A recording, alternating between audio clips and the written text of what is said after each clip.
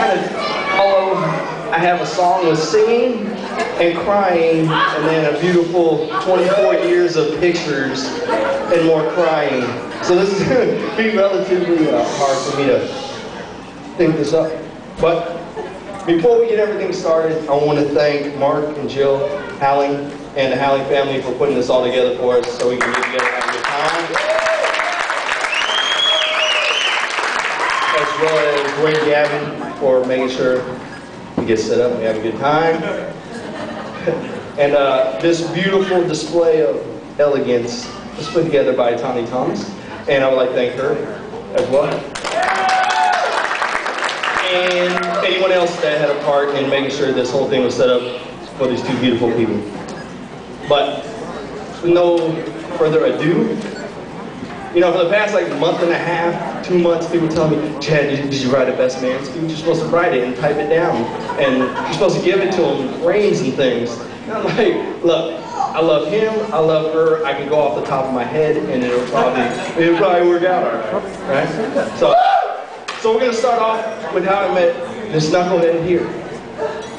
I met Chad 13 years ago, 1995. Chuck E. Cheese's? No, not Chuck E. Cheese's. We got a lot of tickets when we went to Chuck E. Cheese's after we knew each other. No, when I first met him, to be honest, I couldn't stand him. The thing was, I was at a school where I was the star sports guy. I was, you know, the chicks loved me, and it was like, hey, you know, before I lost my hair. And then this knucklehead comes in with an 8 shaved in his head because that was his soccer number. and then not only that, but he comes in and he steals my girlfriend away from me. Right? He steals my girlfriend. He's like, just give it to me. I got an 8 in my head. And I was like, well, I don't really have a number, so I'll go to Supercup and just get a fade. But bottom line is, I couldn't stand him, and to be honest, the first time I laughed at him, we were playing football, and he fell in the mud, and his mom had to come pick him up because he had too muddy of clothes to be at school. But then, we sat down, we played some cards with a bunch of people when we were in 5th grade, so it was probably, I don't know, Uno or something. But, you know, and we talked and hung out, and I was like, dude, we have a lot in common, you know. As 5th grade, you're like, this guy's just like me, so maybe we should hang out. And sure enough, my dad worked at the school we were at, and I was in there after school one day, and Chad came in, and I think I was by default, actually. Like, he was going to have someone hang out at his house, and they couldn't go, so he's like, oh, you want to come? And we just make a day out of it, I guess. And, dude, ever since then, I've spent more time with this guy than I've spent with my own family. He's been my brother from another mother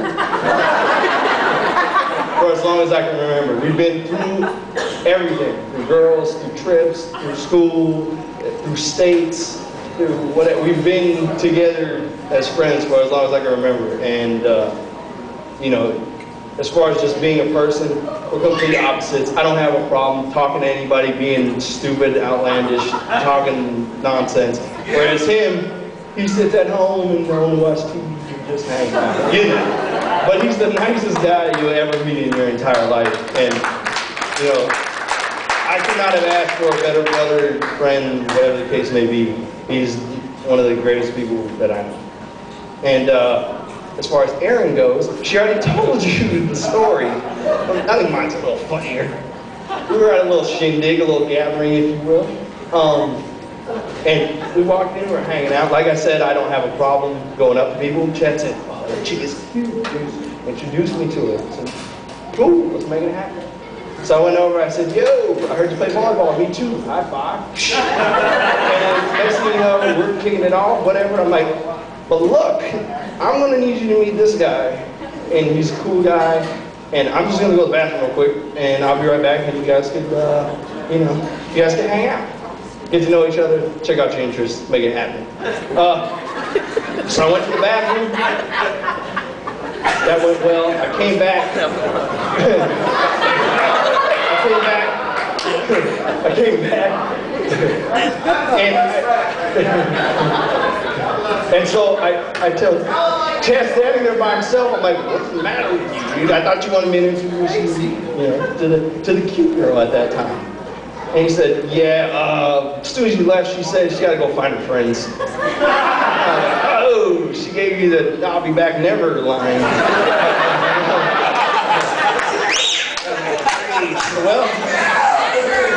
Well, maybe it wasn't meant to be. I was wrong.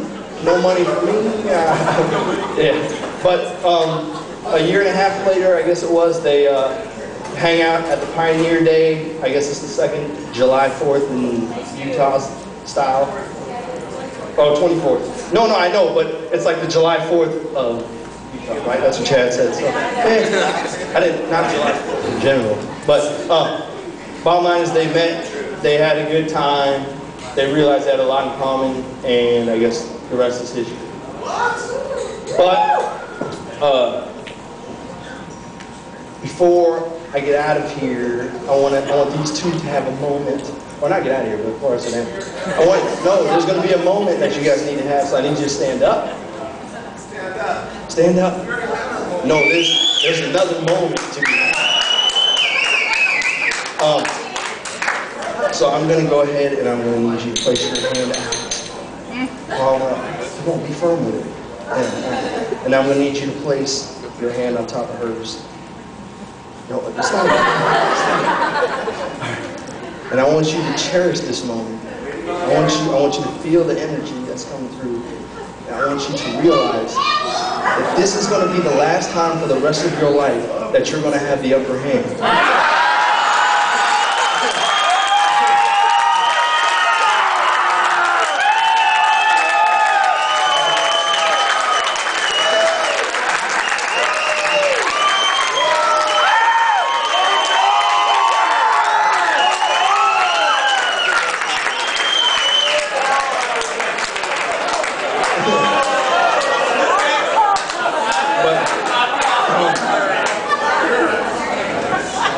On a more serious note, this is tough for me.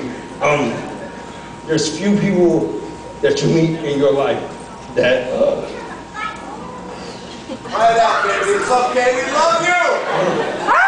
that you would give your life to see happy. That's the best man right there. And I would give everything I have for you to be happy. And if she brings that to your life, like I know she does, then I would do anything in my power to help you guys in anything that you need. And it's now your turn to make him happy for the rest of his life.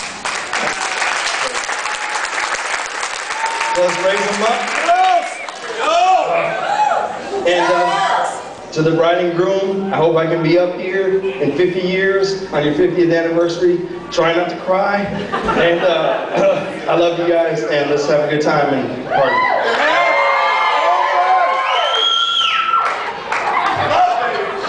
And now we're going to pass it to the best woman. Ladies and gentlemen, the maid of honor, Morgan Jerry.